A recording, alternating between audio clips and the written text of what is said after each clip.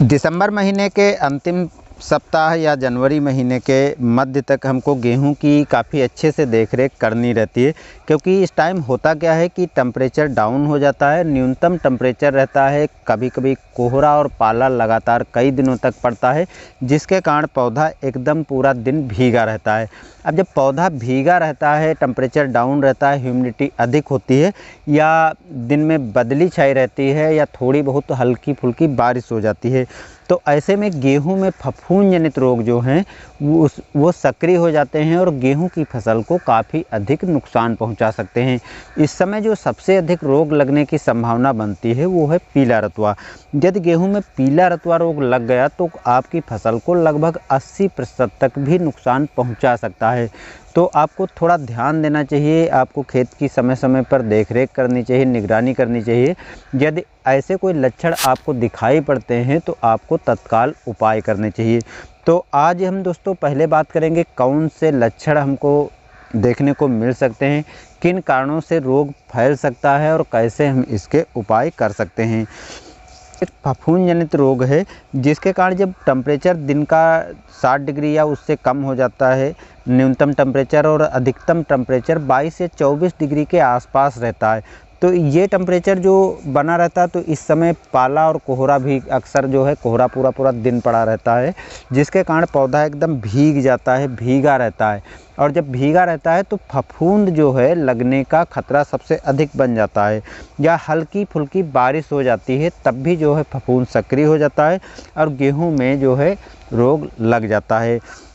तो ऐसी स्थिति यदि आपके क्षेत्र में बन रही है, टेम्परेचर डाउन है या हल्की बारिश हुई है या फिर दिन में लगातार कोहरा पड़ रहा है और ऐसी स्थिति कई दिनों तक बनी हुई है, तो आपको खेत में जाकर के उसकी देखरेख ज़रूर करनी चाहिए, क्योंकि ये फफूंद जनित रोग जो है बहुत तीव्र गति से फैलता है। यदि आपके खेत में नहीं है, आपके पड़ोसी के खेत में भी रोग लगा है, तब भी आपके खेत में ये तुरंत फैल जाएगा और आपको पता भी नहीं चलेगा, क्योंकि ये हवा के माध्यम से बहुत जल्दी एक खेत से दूसरे खेत तक पहुंच जाता है। ये भी ध्यान रखना है, यदि आपने ऐसे खेत में गेहूं की फसल लगा रखी है जहां पर पॉपुलर की जो है पौधे इधर उधर लगे हुए हैं या यूकेलिप्टस लगा हुआ है, तो उन खेतों में भी ये रोग जल्दी लग जाता है दूसरे खेतों की अपेक्षा।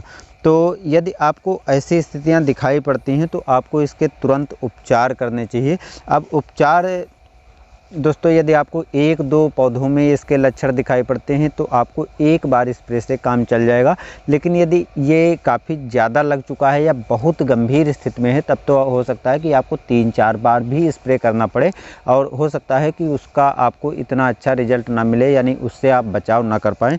इसलिए आपको शुरुआती लक्षण जब 1-2 पौधों पर दिखाई पड़ते हैं तो उसी समय दवा का स्प्रे कर देना चाहिए, तभी आप इससे बचाव कर सकते हैं।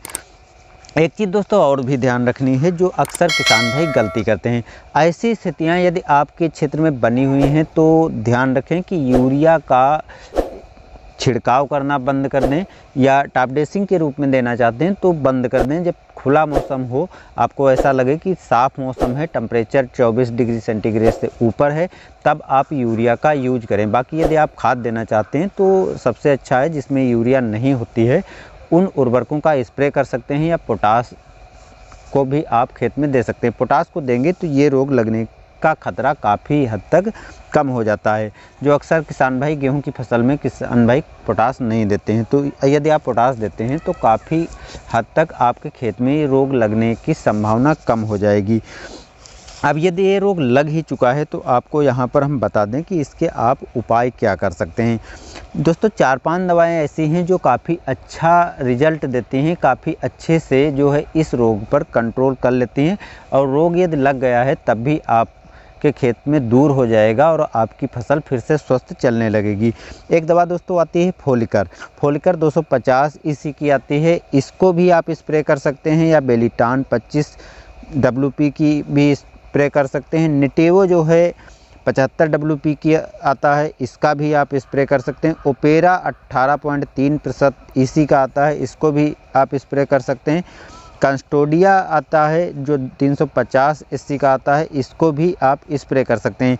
तो इसमें से कोई दवा मिल जाए आपके मार्केट में, आप तत्काल लेकर के और स्प्रे कर दें। ये आपको लेट नहीं होना है कि यार थोड़ा दिखाई पड़ता है, ज़्यादा लगेगा तभी हम स्प्रे करेंगे। तो जब ऐसी स्थितियां आपके खेत में 1-2 लक्षण दिखाई पड़ें तभी आप स्प्रे कर सकते हैं। यदि आप फोलिकर या बिलिटान या नेटेवो जैसी दवाओं का यूज करना चाहते हैं तो थोड़ा यहाँ पर हम डोज के बारे में भी बता देते हैं। फोलिकर, बेलिटान, कस्टोडिया या ओपेरा, इन दवाओं को यदि आप स्प्रे करते हैं तो 1 एकड़ में जो डोज आपकी रहेगी वो 150 से 200 ml रहेगी। 150 ml से 200 ml आपको 1 एकड़ में स्प्रे कर देना है। तो जब आप इसका स्प्रे करेंगे तो ये नियंत्रण तो आपके रोग जो लगा हुआ है उस पर कर लेगी, उसके साथ साथ ही ग्रोथ प्रमोटर का भी काम करती है।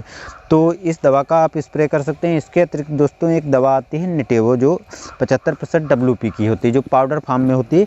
तो इसकी आप अपने खेत में रोग के अनुसार, बीमारी के अनुसार डोज का यूज कर सकते हैं। तो कम रोग बीमारी दिखाई पड़ती है तो 80 ग्राम प्रति एकड़ स्प्रे कर सकते हैं। ज़्यादा गंभीर अवस्था में रोग लगा हुआ है तो 160 ग्राम प्रति एकड़ आप स्प्रे कर दीजिए। यदि ज़्यादा रोग लगा हुआ है, काफ़ी ज़्यादा गंभीर स्थितियाँ हैं, तो आपको मैंने पहले ही बताया है कि 10 दिन के अंतर पर आपको 2-3 स्प्रे करने पड़ेंगे, तभी आपके खेत में ये रोग से बचाव हो पाएगा। नहीं तो यदि आप दोबारा स्प्रे नहीं करेंगे तो रोग फिर से फैल जाएगा। और क्योंकि बहुत से कारण बनते हैं कि दोबारा फैलने के, हो सकता है कि मिट्टी तक आपका जो दवा डाली है वो नहीं पहुंचा हो, या कहीं पर पत्तियां छूट गई हों, जिसके कारण ये फिर से रोग, जब दवा का असर ख़त्म होगा तो फैलना चालू हो जाएगा। तो इसका यूज करके लाभ लीजिए यदि आपके खेत में ऐसी बीमारी लगी है। तो वीडियो कैसा लगा दोस्तों कमेंट में ज़रूर बताइएगा और चैनल को सब्सक्राइब भी कर लीजिएगा। धन्यवाद।